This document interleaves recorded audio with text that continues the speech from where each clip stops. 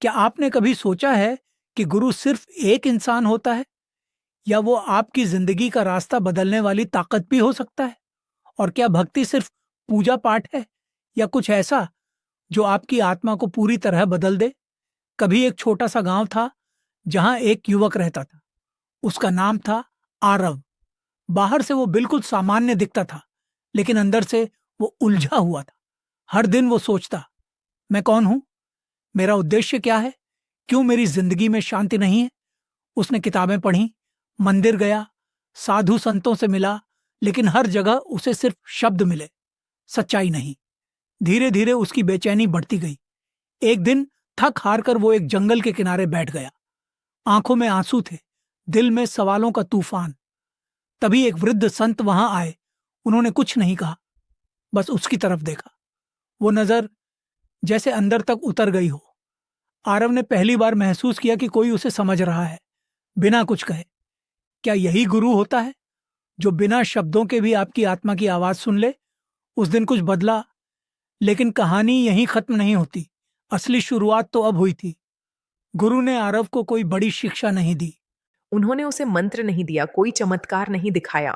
बस एक सवाल पूछा, तुम खुद को कितना जानते हो? आरव चुप हो गया।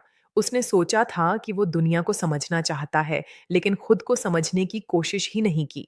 गुरु ने कहा, भक्ति का मतलब सिर्फ भगवान को खोजना नहीं है, खुद को खोकर खुद को पाना है। ये बात सुनकर आरव हैरान था। क्या भक्ति इतनी गहरी हो सकती है? क्या ये सिर्फ मंदिर में दिया जलाने से आगे की चीज है? धीरे धीरे उसने गुरु के साथ समय बिताना शुरू किया। हर दिन वो कुछ नया सीखता, लेकिन वो सीख किताबों से नहीं, अनुभव से आती थी। कभी गुरु उसे नदी के किनारे ले जाते और कहते, देखो पानी को, ये बहता है, रुकता नहीं। अगर तुम भी अपने दुखों को पकड़ कर रखोगे तो कभी शांति नहीं मिलेगी। ये साधारण सी बात थी, लेकिन उसका असर गहरा था। आरव को समझ आने लगा कि भक्ति का मतलब सिर्फ मांगना नहीं, बल्कि स्वीकार करना भी है। समय बीतता गया और आरव के अंदर बदलाव आने लगा। पहले जो सवाल उसे परेशान करते थे, अब वो उसे रास्ता दिखाने लगे। वो समझने लगा कि गुरु सिर्फ वो नहीं जो आपको ज्ञान दे, बल्कि वो है जो आपको खुद से मिलाए। लेकिन क्या हर कोई सच्चे गुरु को पहचान पाता है? आज के समय में, जब हर जगह दिखावा है, जब लोग भक्ति को भी एक प्रदर्शन बना चुके हैं, तब सच्ची भक्ति कहाँ है? क्या हम सिर्फ बाहरी चीजों में उलझ गए हैं? आरव ने भी ये सवाल अपने गुरु से पूछा।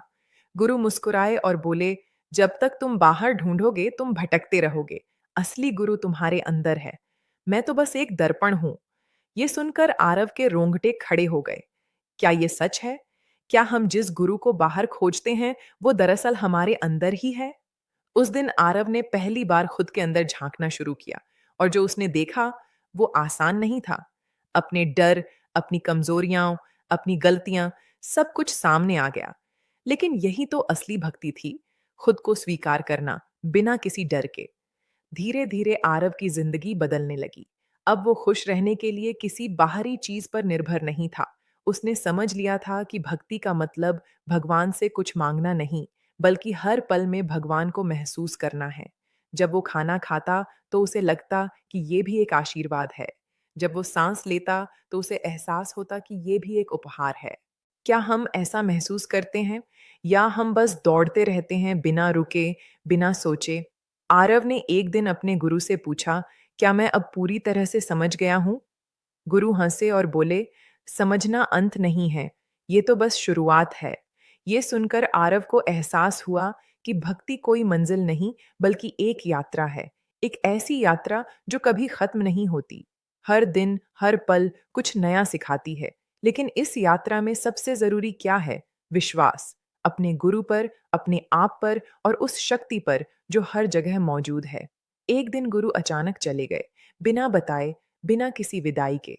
आरव टूट गया। उसे लगा कि उसकी दुनिया खत्म हो गई है। लेकिन फिर उसे गुरु की बात याद आई, मैं तुम्हारे अंदर हूं।